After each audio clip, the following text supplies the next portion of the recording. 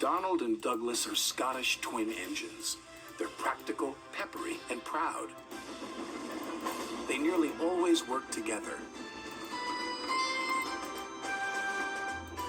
One day, Donald and Douglas were chuffing through the countryside, hauling a heavy load.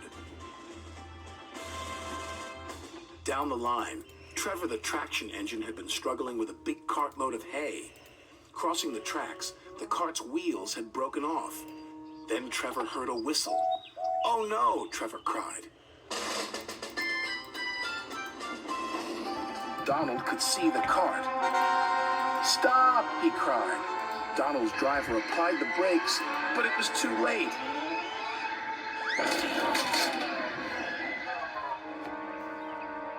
Luckily, no one was hurt. "Stop being pushy," Donald snapped. "Don't call me pushy," Douglas snapped back. "You shouldn't have pushed me into the cart," huffed Donald. "You pulled me, you mean," argued Douglas. "Didn't. Did. Did not. Did too." Before long, the track was... Did not. Did too. Before long, the track was cleared, and Donald and Douglas were on their way. The twins were so cross they refused to speak to each other for the rest of the day.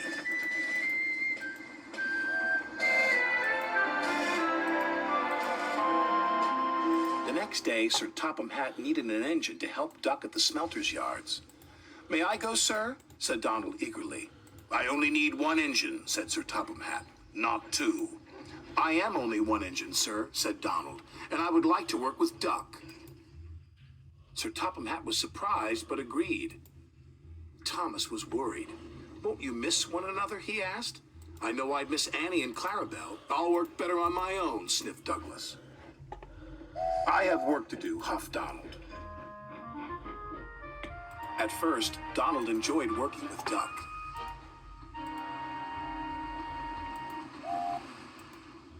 Then things started to go wrong. "Did you shunt those freight cars onto the other line?" Donald asked. "You said you wanted them on the other line," Duck replied. "Not that other line, the other line." Donald was cross. Douglas would have known what I meant. He huffed. Douglas was working on his own.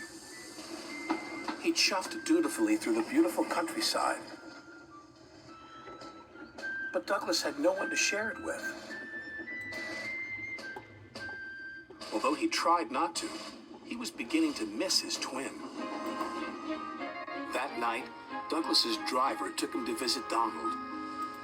"I was just passing," said Douglas. "Have you come to say you're sorry?" Donald sniffed. This made Douglas very cross. Trevor took him to visit Donald. "I was just passing," said Douglas. "Have you come to say you're sorry?" Donald sniffed. This made Douglas very cross. "I've nothing to be sorry for," he said, and steamed away in a huff.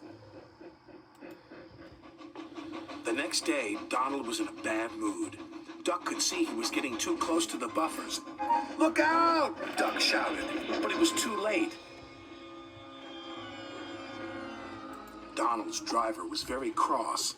"This wouldn't have happened if you were working with Douglas," he said. Donald knew he was right, and Duck knew he couldn't pull Donald back onto the rails. So he went for help. Douglas was sadly finishing his work as Duck steamed into the depot. Douglas was sadly finishing his work as Duck steamed into the depot. "Donald is in trouble," said Duck. "Donald in trouble," Douglas cried. "I'm on my way." And he steamed off as fast as he could.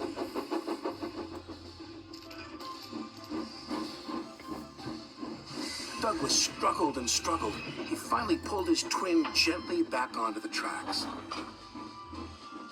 He was relieved Donald wasn't hurt. "Thank you," Donald said, "and I'm sorry." "No, I'm sorry," said Douglas. "I'm sorry," insisted Donald. "Don't argue about who's sorry," chuckled Duck. "Just be glad you're back together." And they were.